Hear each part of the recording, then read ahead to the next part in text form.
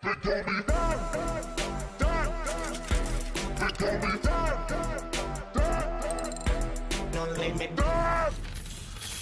morning, good morning, good morning, good morning.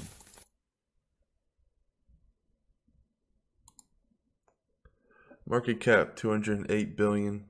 Bitcoin sitting at 6,600. Bitcoin Cash 1,400. Ethereum even saw a nice boost, $332. The infighting between Bitcoin Cash, of course, is continued. We're having a lot of strange things. Vitalik making some strange tweets talking about child porn or some stupid shit. And then he said he was just going to stop talking about Bitcoin. Thought that was probably a good idea. You know, sometimes you're too smart for your own good, and you come out and you say some real jackass sounding shit. But moving on, one of the major things that is happening that we're starting to see is the inflation of Bitcoin Cash. You see how many more Bitcoin Cashes there are than Bitcoins? Well, this is a problem because if they keep on this rate, then they're going to get to the halvening a lot quicker than Bitcoin. And when that happens, that means that they're going to be drastically less profitable to mine than Bitcoin. And unless you have a whole bunch of die-hard Bitcoin Cash miner fans, which, you know, miners, they go where the profit goes, you're going to see a big jump back to Bitcoin. And you're going to see a big decrease to Bitcoin Cash. That's in the immediate future. We definitely have a split in the community. We have a divided split. It is basically right down the middle. You have most of the marketing, most of the people who have loud voices have moved to Bitcoin Cash. And you have more of the, you can say, more of the tech, more of the genius, more of the, you can't even say people who've been around a while. Yeah, Bitcoin Core has been around a while, but you also have people who are on Bitcoin Cash who have been around a while. Another thing I'm going to mention is a lot of people talking about the ASIC boost. The one thing that's fucking shitty about the ASIC boost is Bitmain has that patented, so no one else can steal it. And then they're making miners, they're the biggest supply of hash power, mining equipment. They're making miners pay in Bitcoin Cash. So basically they patented a cheat code to mine better than everyone else. So no one else can steal their shit. And if you want to buy that cheat code, you're going to have to pay in Bitcoin Cash. So you can say what you want. That's fucking manipulated as shit. It is what it is. You know, you can say well played to them. It's fucked. Game's not really fair. It is what it is. The open market will decide which one they like better. Like I said, I'm not sitting here. I'm not a diehard anything. I'm a diehard winner. And right now my largest holding is Bitcoin. I'm diversifying heavier than I ever had, meaning I bought Litecoin the other day. I upped my Neo. I upped all of my stashes that I've been, EOS has just been on a tear. Hit $1.55 the other day. You know, I was scooping that up all day at from 45 to 60 cents. And what else? Populous, I got at 80 cents. I never sold. That's just been absolutely killing it. A lot of green today. Diversifying, it's very difficult because there's also some news with Bitcoin that the miners, Chinese mining, might become illegal. There's rumblings right now. You know, those are the rumors, right? And the news could drop Bitcoin, could not. Like last time with the China FUD, it dropped it. We're kind of out of the China FUD though. Like really, China just dumped on us with Bitcoin Cash. That in Korea, the biggest markets. But one thing that did happen, I noticed out of this, is the volume has just been constantly above 3, 4, 5 billion for Bitcoin. So whatever's happening, it's ramping up the volume, and Bitcoin is definitely holding steady at 66. You can see a crash because of that, but it's very hard to predict, man. Bitcoin is just a wild bull. So here you have it. You have two. The crazy thing that keeps happening is you think everything that you would think would make Bitcoin go less in value, it does the opposite. You would think that having a competing coin with the same name, Bitcoin, in it, Bitcoin Cash, they're fighting for the same thing. You would think that it would get cheaper, but Bitcoin is still, you know, relative to earlier this year, just at crazy heights. And even after people keep saying that the Bitcoin Cash did this and that, dude, one of the biggest reasons Bitcoin price went down is because a lot of Bitcoin got dumped. That's what happens when you dump a lot of a coin. If anything, this just proves how popular Bitcoin is, because how the hell is it still at this price when all of these heavy names who have hundreds of thousands of Bitcoins dump them? How is the price still what it is? And in my opinion, when you had that run up with Bitcoin Cash going all to Bitcoin, they weren't strategic dumps in the plan that like they're trying to necessarily not hurt a market. They dumped with malicious attempts. When you were seeing these giant Bitcoin sell-offs, this was not, you know, they didn't give a fuck about the market. If anything, they were trying to kill Bitcoin. They were trying to absolutely destroy it. That was the plan. I just don't think that anyone, except people who really believe, thought that the market was going to be able to fight back like it did after losing China, after losing Korea for the most part. Here we are. And people keep asking me, like a lot of people are asking me, what do you do? This is one of the biggest things. Like I'm invested in my investments. Like I'm invested in, I have projects, no matter what happens, you keep hearing one thing. Blockchain technology is the future. So no matter what happens with Bitcoin I'm obviously riding on. These blockchain, like this is, you're starting to see the leak outs now. You're starting to see coins break out when Bitcoin, like they're having their own personalities. For example, Dash, like these things aren't so attached to the hip with Bitcoin anymore. Bitcoin Cash kind of flung the orbit of things, the order of things out of whack. So now things are kind of free reign. And that's why I'm really not quote unquote selling at a 20% gain right now. Like I'm not trying to sell Cia coin at 3,000 Satoshi and buy it back at 2,100 Satoshi. I'm not trying to do that game anymore, because really now it's kind of like there's not much holding the alts back, and any of these alts, it's kind of like, I don't know, all these alts were in prison and then someone unlocked the door. And then Dash was like, "Ooh, what's going on?" And then the door kind of opened up and Dash was like looking around waiting for a guard. It's like, kind of sneaks out. And now these other coins are looking like, "Hey, look what Dash just did. Should we do it?" And then you have, EOS is like, "Fuck you guys." And now everyone, pretty soon everyone's going to just realize that the door's open and it's free to grow. And that's what we're going to see. And I'm invested in my investments. I've been in No Limit Coin for how long, guys? How long have I been doing this with No Limit Coin? Day after day. I had a meeting at 6 a.m. this morning, constant work. Shout out to the team. The team just keeps growing, getting better, honing. Excuse the rude appliance. But, projects I'm seeing MyBit grow behind the scenes. You're starting on G. That's about the big update. The coins are about to be passed out. If you're not in the Slack, I made an official announcement. Don't move any of your coins that you've gotten. The snapshot, everyone's about to get the coins now in the next 24 hours, I believe, very, very soon. And then the new unveiling of the project is going to happen soon. Lots of good stuff. I'm investing in my investments. I love Bitcoin, but I can't really do much to help Bitcoin. I can say, "Hey, everyone buy Bitcoin," but I can't really help the core team. There's not much I can do in that aspect. I'm doing what I can, but with something like No Limit Coin, with something like On G, man, I'm there and I can actually make a big difference. And that's a big thing. Because I wasn't a part of the core team back in the day. It doesn't matter how much skill you have, how much heart you have, how much consistency you have. There's only, they're the upper crusty, and they're not really trying to, it's just a hard group to infiltrate, if you know what I'm saying. If you're first starting out in crypto and you're trying to make a difference, trying to join the Bitcoin core team or trying to make it help, it's going to be very hard. But if you want to start out on a smaller coin you believe in, I have my rules to success. You have to first get to know the CEO, get to know the team. Make sure it's not a fucking scam, right? That's point number one. Make sure you get off on the right foot. Once you know it's not a scam and the team's there and it's willing, that's okay. So when I look around these coins, or value in anything, because I see a lot of people, I was walking across the street a couple years ago with some friends, and there's a homeless person, and my friends just kind of dismissed him, but he was saying something that was kind of interesting. I immediately stopped. Now listen, I got some value off of him, and he got some value off of me in the form of money, obviously.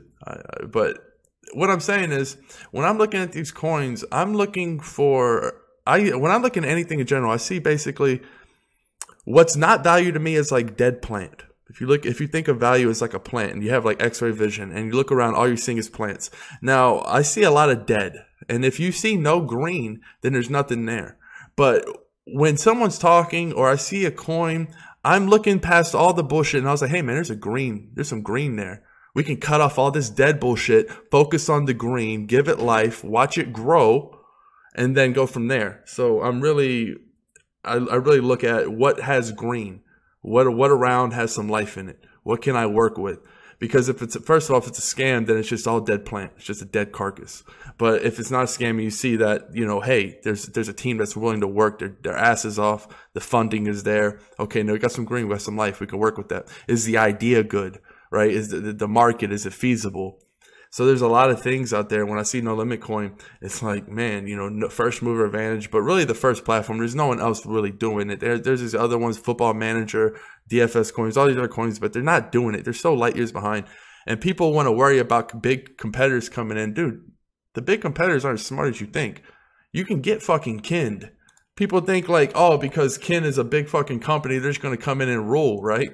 Get kinned. The thing's so below 1 Satoshi, it makes a fucking random math equation because it can't calculate how shitty your losses are. 17, this is like, it's fucking nothing. If you bought an ICO, you got absolutely fucked because you could just be picking it up for free right now. You can get kinned straight up because you think that you're just going to stun on the game, raise 100 million and just fucking own crypto. It doesn't go that way. It's not like that. So let someone like DraftKings or FanDuel make a coin. They're going to get fucking kinned. They're going to do it wrong. They're going to make the token way too expensive. They're going to be way too greedy. What the fuck do they need an ICO for is the main thing. What value are you going to get from their token? Then ask yourself that. They don't need a fucking ICO. They just come out with a crypto. Then what's the point? You get no benefit of the investment side. You have no access to the team. You know, do they even know where the fucking GitHub is? I mean, it's just so far behind, and it's hard enough to you know, when you're fighting against another competitor, you know, in the fiat world, to worry about crypto all of a sudden. It's a big fucking ordeal. So while they're figuring it out, we're just absolutely killing the game.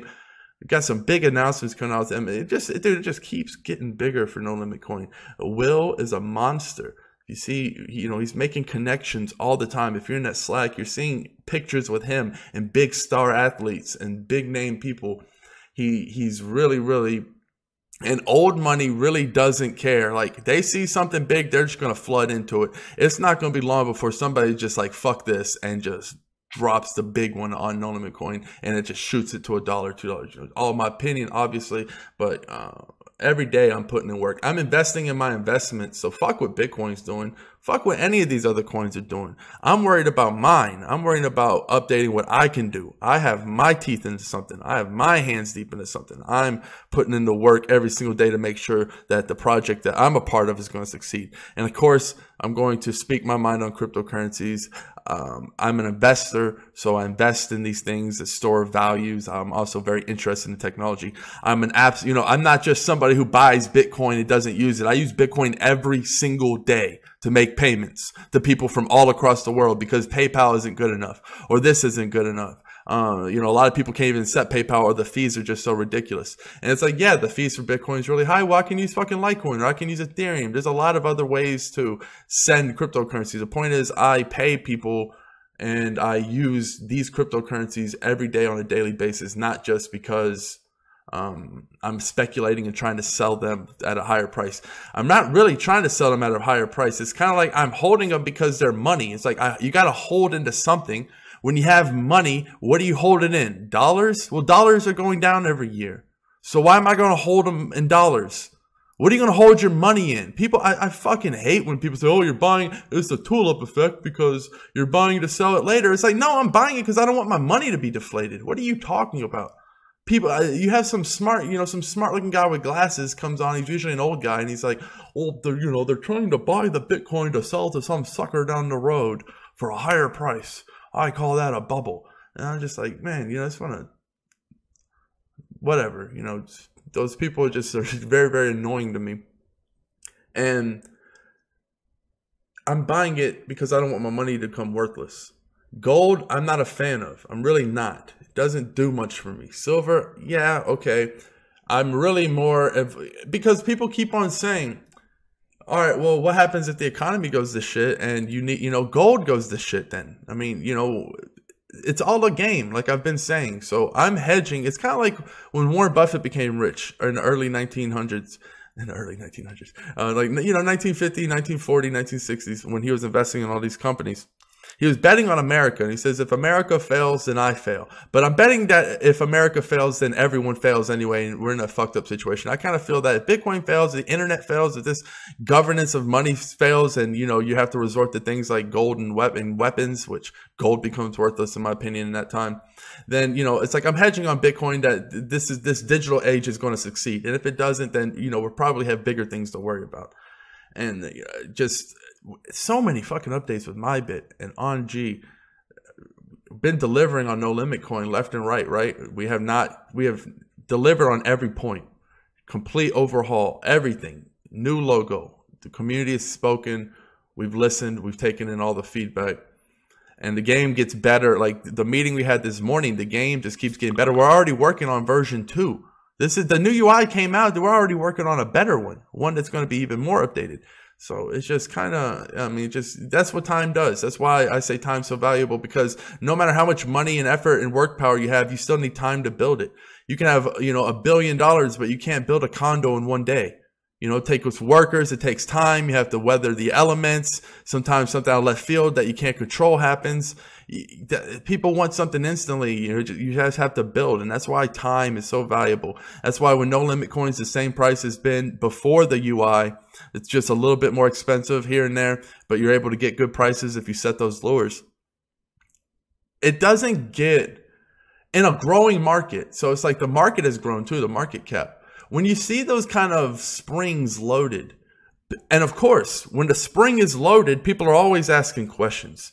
People are never pulling. It's never easy to pull the trigger when the good buy opportunity is right there. Even when it's staring you right in the face, it's so hard to pull the trigger because people are always looking around wondering, well, why is it a good buy? Because I'm used to shit in my life. I'm used to never getting a good deal. I'm used to always being screwed over by the government, by friends and family, even by people in general. There's never good deals. So people have been hardwired to think that they can never get a good deal. So when there's a good deal sitting right in the fucking face, people hesitate.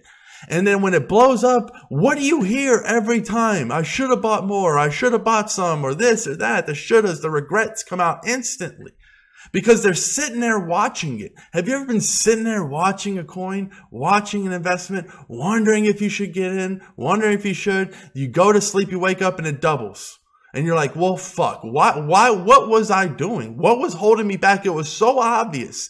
But people don't understand how hard it is to pull the trigger when the buys are obvious, when you're going against the fray. Because when everyone's buying something like Bitcoin Cash, when it was at 2,500 at some stupid price and everyone was buying it, that's when everyone flips. And then when it crashes, all you see is, oh, well, Bitcoin Cash is a pump and dump. It's like, well, a lot of people bought into it. Yeah, not all of that was, you know, manufactured money, so to speak. A lot of it was, in my opinion, but definitely caught some people because I heard the bitches and moans the next day about people who lost money. So a lot of people that lost money, I was surprised too. That got shook by that.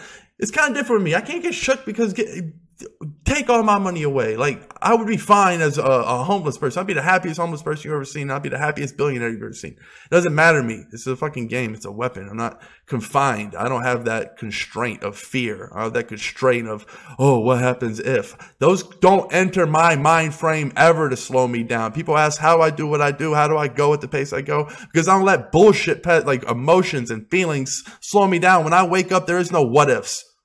It's just, how do I get it done? Get it done. Get it done. Don't even ask the how. I just get it done. So many people want to figure it out. Figure it out while you're doing it. Fail forward. I'm a big fan of failing forward.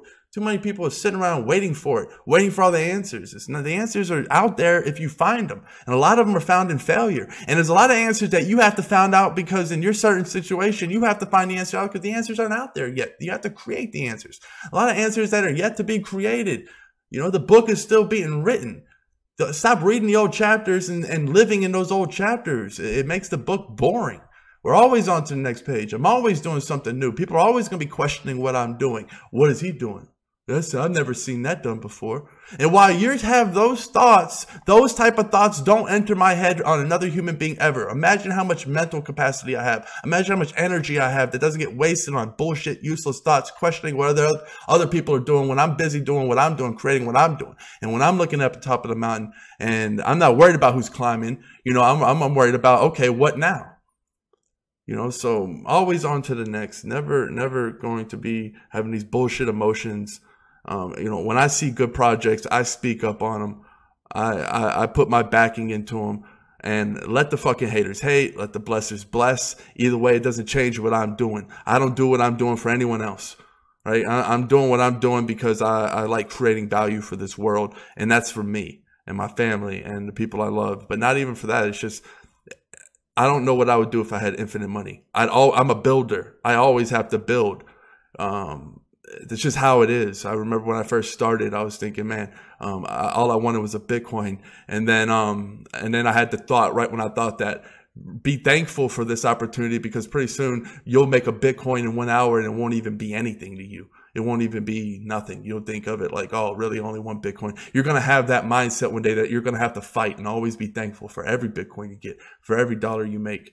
It's always a fighting. It's always a tide, you know, because the tide always comes in, and it's that contentment, that relax, that trying to make you not humble. Oh, well, you know, it's only a little bit of money when you're talking, when something used to be a lot of money to you. And then you get so far ahead that you look back and it's nothing to you. That's when you have to check yourself and be thankful, because you can't ever lose, because now, you know, you always have to be thankful for what you got. Always have to be thankful for what you got. I just wanted to put that out there, because I think this is still a very, very good time to diversify. Keep an eye on Bitcoin, Bitcoin Cash. This battle is going to be brutal. Bitcoin Gold was just released as well. There's supposed to be another upcoming hard fork, but I'm just always, you know, this is my job. I wake up, I have my projects, but I'm always looking at Bitcoin. I'm always looking at Bitcoin Cash now, because it's you know, correlated with Bitcoin now, intertwined, because that's really going to dictate the pace of the market. But at the same time, I don't get shook, and I just play the game as it comes to me. When there's a lot of hecticness in Bitcoin, do I just sell on my Bitcoin? No, but I do diversify. It's just natural.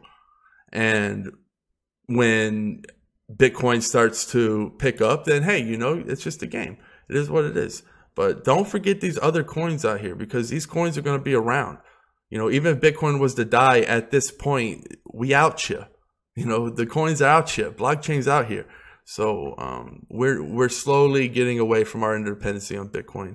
But, you know, the news changes like the wind. Lots of rumors out there right now. Look out for the China news. But yeah, I'm going to kill it here. Cheers. Peace.